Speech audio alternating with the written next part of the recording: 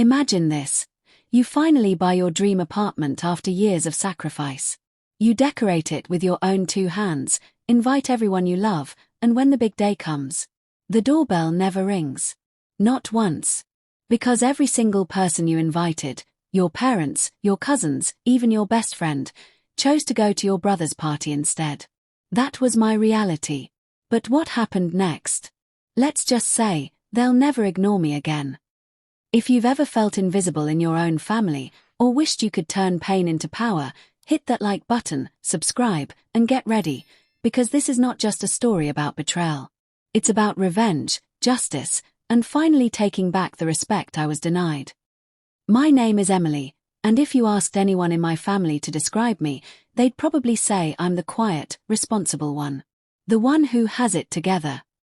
The one who never causes trouble, never demands attention, and never makes waves. And maybe that's true, but the truth is, sometimes being the responsible one feels like a curse. See, in my family, I grew up living in the shadow of my older brother, Daniel. He was the golden boy. Handsome, outgoing, full of charm. Teachers adored him, relatives spoiled him, and my parents, well, they worshipped him. It didn't matter if Daniel messed up, failed a class, broke something at home, or even got into trouble. There was always an excuse. He's just a kid. He's learning. He'll figure it out. But me. I was held to a different standard. When Daniel got a C, it was brushed off with a smile. When I got an A, the response was, good. But why not an A+? I can't count how many times I watched Daniel fail spectacularly, only to be celebrated for trying, while my own successes barely earned a nod. And it wasn't just about school. Birthdays, holidays, family gatherings. Somehow, Daniel always stole the spotlight. If he walked into a room, the conversation shifted to him. If I spoke, people's eyes glazed over until he interrupted with some story about himself. At first, I told myself I didn't care. I buried myself in books, in work, in anything that gave me control. I got my first part-time job at 16, while Daniel was out partying with friends. I saved money while he spent every dollar he had, usually on things my parents quietly replaced for him. But deep down, I cared. I cared every time my mom bragged to her friends about Daniel's charisma while ignoring the scholarships I earned. I cared every time my dad laughed at Daniel's silly mistakes but frowned at me for being too serious. Still, I never let them see the hurt. Instead, I doubled down. I told myself, if I can't win their affection, I'll win at life. So that's what I did. Through high school, through college, I worked harder than anyone else I knew. I took shifts at diners, worked retail, even tutored other students just to make ends meet. While Daniel borrowed money left and right, I quietly stacked away every dollar I could. Because I had a dream. I wanted a place of my own. Not just any place, a home that screamed independence. A space I could decorate, protect, and call mine. A space where I didn't have to feel like the background character in my own story. And after years of grinding, years of sacrifice, years of being overlooked, I did it. I bought my dream apartment. And for once, I thought, finally, this was my moment. The first time I stepped into my new apartment, keys still warm from the realtor's hand, I almost cried. The space smelled like fresh paint and possibility. Sunlight poured through the tall windows, casting golden patterns on the hardwood floors. It wasn't huge, but it was mine. Every corner whispered freedom. I spent weeks making it perfect. I painted one wall a soft sage green, hung string lights across the balcony, and picked furniture piece by piece, nothing extravagant, but each item chosen with love. For once, I wasn't just surviving. I was building something beautiful. And I wanted to share that beauty with the people who mattered most. My family. So, I decided to throw a housewarming party. Not just any party. I wanted this to feel like a celebration of everything I had worked for. I planned it down to the smallest detail. I sent invitations a whole month in advance, carefully choosing a Saturday evening so no one would have excuses about work or school. I even handwrote little notes inside the invitations. Can't wait to show you my new place. It would mean so much if you came. When the responses started trickling in, I felt a spark of hope. My parents said they'd be there. My cousins sent excited emojis. Even a few extended relatives messaged me about how proud they were. For once, it felt like maybe, just maybe, I would have my moment in the spotlight. In the weeks leading up to the party, I poured myself into preparations. I spent evenings testing recipes, trying to strike that perfect balance between fancy and comforting. Mini quiches, a cheese board with little name tags, brownies drizzled with caramel. I picked out candles that smelled like vanilla and cedar, bought fresh flowers for the dining table, and even learned how to fold napkins into little fans. Every night, as I collapsed onto the couch with tired feet, I imagined the laughter echoing through these walls. My dad complimenting the view. My mom snapping pictures for her Facebook. My cousins dancing in the living room. It wasn't just about showing off the apartment. It was about finally being seen. And I'll admit, I let myself fantasize a little. I imagined my parents hugging me, maybe even saying the words I'd craved for years. "We're proud of you, Emily." The night before the party, I could barely sleep. I laid out my favorite dress, a deep navy blue that made me feel elegant but strong. I practiced my welcoming smile in the bathroom mirror. My fridge was packed, my playlist ready. I told myself, this is it. Tomorrow, everything changes. Tomorrow, they'll see me not as the quiet, responsible daughter, but as Emily, the woman who made it on her own. If only I had known what was waiting for me. The day of the party arrived, and I woke up buzzing with nervous excitement. The kind that made my hands shake as I set out the platters and double-checked the glasses. The apartment looked stunning, candles glowing, soft music humming in the background, the food displayed like something from a magazine spread. Every detail was perfect. All that was missing were the people. I kept glancing at the clock. 6 o'clock. 7. They were probably just running late, I told myself. My parents were famous for showing up at family time instead of real time. My cousins too, they'd stroll in fashionably late, cracking jokes about it. By 7:30, I started to worry. The quiches were cooling, the cheese was sweating, and the ice in the drinks was melting into puddles. Still, I told myself, they'll be here. They promised. By 8, the worry twisted into dread. The phone sat silent on the counter. No messages, no missed calls. Just silence. I lit another candle, trying to mask the growing ache in my chest. Finally, I picked up my phone and opened social media. That's when my stomach dropped. There they were. My family. All of them. Smiling, laughing, drinks in hand.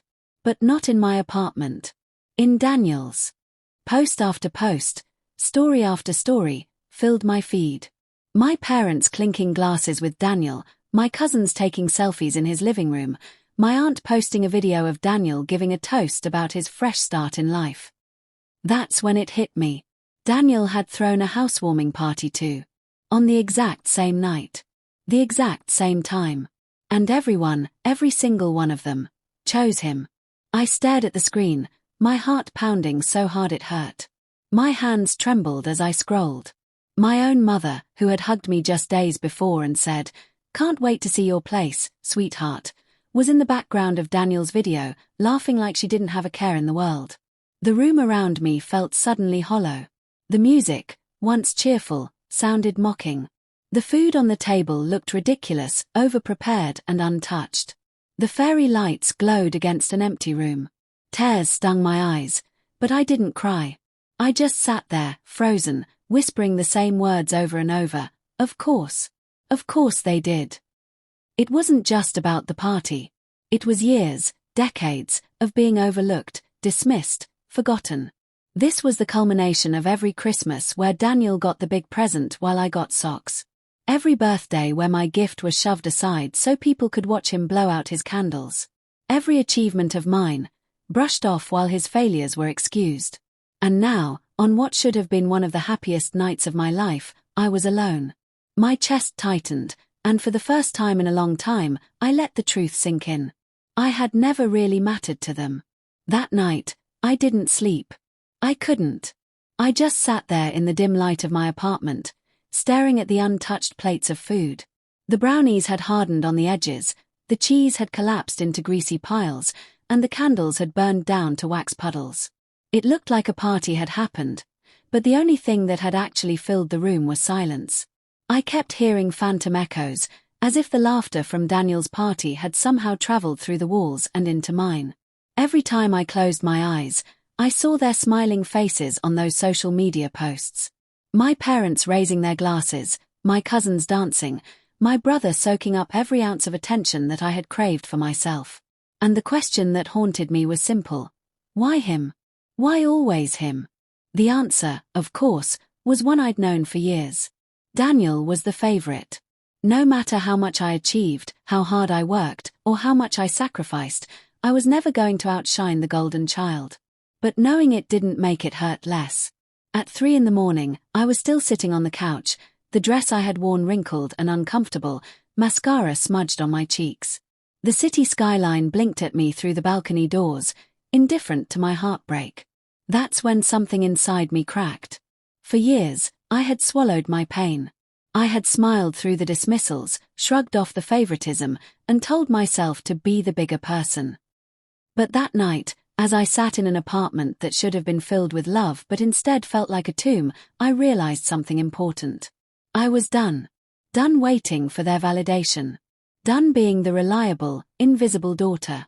Done competing in a game I was never meant to win. But most of all, I was done letting them hurt me without consequence. The anger that bubbled up inside me wasn't loud. It wasn't explosive. It was cold. Steady. A kind of anger that settles deep in your bones and whispers, enough. I started thinking about every single time I had been cast aside for Daniel. Every time I had been told to be understanding, patient, forgiving. And suddenly, the idea of forgiving felt absurd. Why should I? They had chosen him again and again, without hesitation. So maybe it was time I chose myself. By dawn, the apartment was silent again. The candles had long since died out. The food had spoiled. But something new had been born inside me, a determination I had never felt before. I wasn't going to beg. I wasn't going to confront them in tears or demand an apology they'd never mean. No. I was going to make them see me. Not by asking. Not by hoping. But by proving that I was stronger, smarter, and more capable than any of them ever gave me credit for. And when the moment came, they would regret ever underestimating me. The morning after my disaster of a housewarming, I did something I'd never done before. I turned my phone off. No scrolling through posts, no waiting for messages that would never come. Just silence. And in that silence, I began to think clearly. Up until that night, I had always been the glue of my family. The one who remembered birthdays, the one who organized get-togethers, the one who lent money when Daniel couldn't keep his finances straight. Whenever something went wrong, the call was always the same, "Emily, can you help?" And I always said yes. Because part of me hoped that if I kept giving, they'd finally see me. But now I was done giving. The first test came just 3 days later. My mom called, her voice rushed and a little guilty. "Emily, honey, Daniel's car broke down. Could you spot him some cash until payday?" Before, I would have sighed, opened my banking app, and transferred the money without question. But this time, I said something different. "No, Mom. I can't help him anymore." There was a stunned pause on the other end of the line. "What do you mean, you can't? You've always..." "I'm not his safety net," I cut in. My voice shook, but not from fear, from resolve. "He needs to figure things out on his own." I hung up before she could argue. And just like that, a boundary was drawn. Over the next few weeks, I did it again and again. My dad called, asking if I could look over some paperwork for Daniel's failed business. I said no. My aunt asked if I could babysit her kids for free, like I always did. I declined. My cousins invited me to a family dinner. I didn't go. At first, there was confusion. Then guilt trips. Then frustration. But I didn't budge. Instead, I turned all that energy inward. I started focusing on myself. My career. My friendships. I invited co-workers and new acquaintances to my apartment, filling it with laughter and warmth, The kind I had imagined before, but this time with people who actually wanted to be there. And the more I invested in myself, the more I grew. My hard work at the office paid off with recognition, opportunities, and eventually, a promotion that doubled my salary. I redecorated my apartment, upgraded little things, and made it into the dream space I had always imagined. Every success felt like a small act of rebellion against the narrative my family had written for me, that I'd always be second place to Daniel. But I didn't stop there. Because deep down, I knew one day the moment would come. The day they would realize they had pushed me too far. And when that day came, I wanted to be ready. Not with anger. Not with tears. But with proof. Proof that I didn't need them. Proof that I was stronger than their favoritism. Proof that walking away hadn't made me weaker, it had made me unstoppable. And when I finally decided to invite them back into my world, it wouldn't be as their forgotten daughter. It would be as the woman they never saw coming. 6 months passed after that lonely night in my apartment, and in those months, my life transformed. With no energy wasted on fixing Daniel's chaos or catering to my family's endless demands, I had room to breathe and to build. At work, I threw myself into projects no one else wanted. I stayed late, I asked questions, I pushed boundaries. My boss noticed. My clients noticed. Soon, I was climbing faster than I thought possible. By the time summer rolled around, I wasn't just surviving, I was thriving. I had a promotion, a fat pay raise, and a new sense of confidence. For the first time in my life, I wasn't hiding in anyone's shadow. And that's when the idea struck me. Another party. Not a housewarming. Not some desperate attempt to win my family's approval. No, this one would be different. This time, the celebration wouldn't be about showing them my apartment. It would be about showing them me. The real me. The version of Emily they had ignored for years. But first, I wanted to make sure the timing was perfect. I waited until I knew Daniel was struggling again. Because of course he was. His business venture had flopped, his car was broken down again, and he was back to mooching off my parents. The same cycle, over and over. Except this time, I wasn't the one bailing him out. When I sent out the invitations, I kept them simple. Celebrating new beginnings. Saturday 7 p.m. At my place. No explanations. No desperate pleas for them to show up. Just a statement. And I made sure word got around about my promotion. I didn't brag, but I didn't hide it either. A few casual mentions on social media, a congratulatory post from my boss, a couple of friends commenting on my success. I knew my family well enough to understand one thing. They couldn't resist the scent of achievement.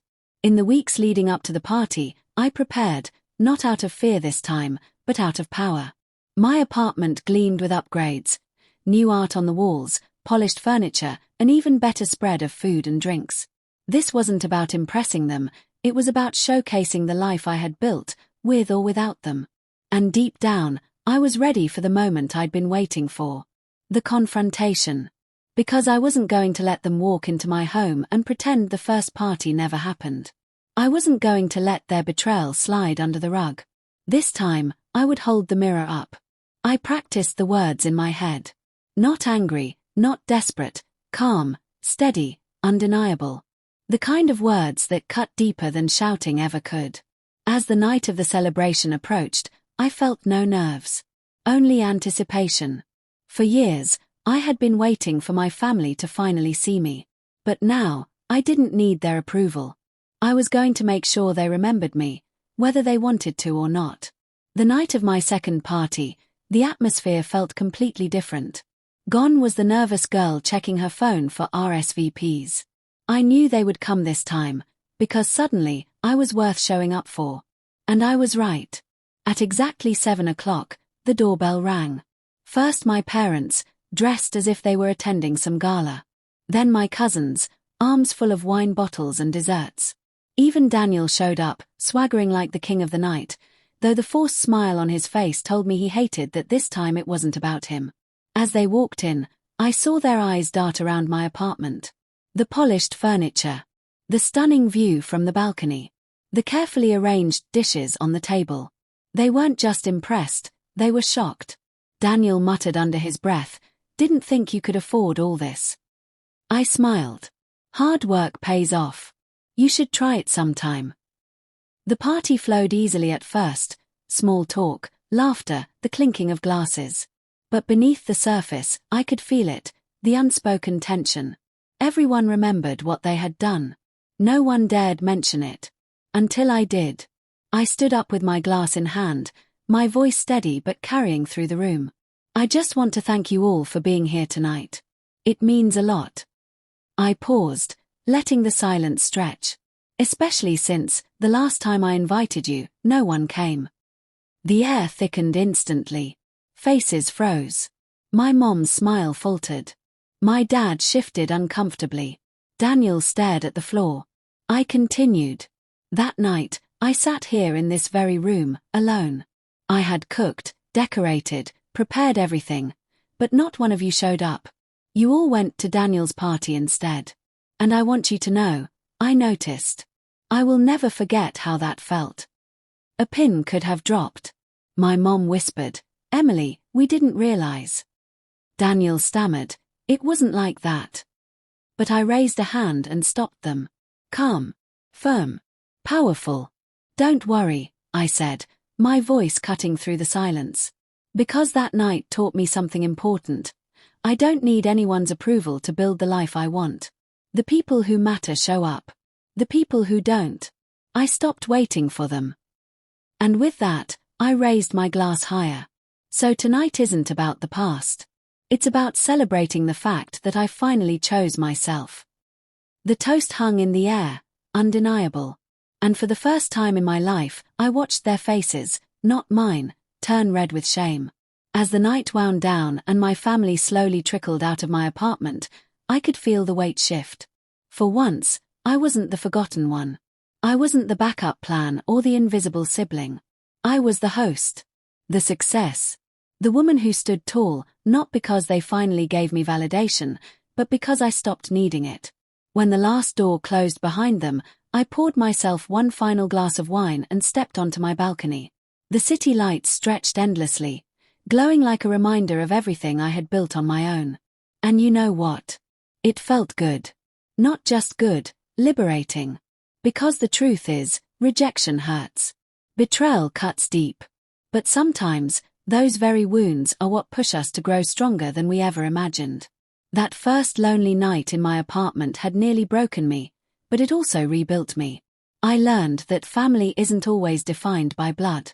It's defined by who shows up, who respects you, who celebrates your wins without jealousy or conditions. And once you understand that, you stop chasing people who were never meant to stand in your corner. So, to anyone listening who's ever felt overlooked or underestimated, remember, sometimes rejection is the greatest gift. It clears the path for you to finally choose yourself. If this story hit home for you, smash that like button, share your thoughts in the comments, and don't forget to subscribe for more powerful stories of betrayal, revenge, and sweet justice. Because sometimes, the best revenge is living well.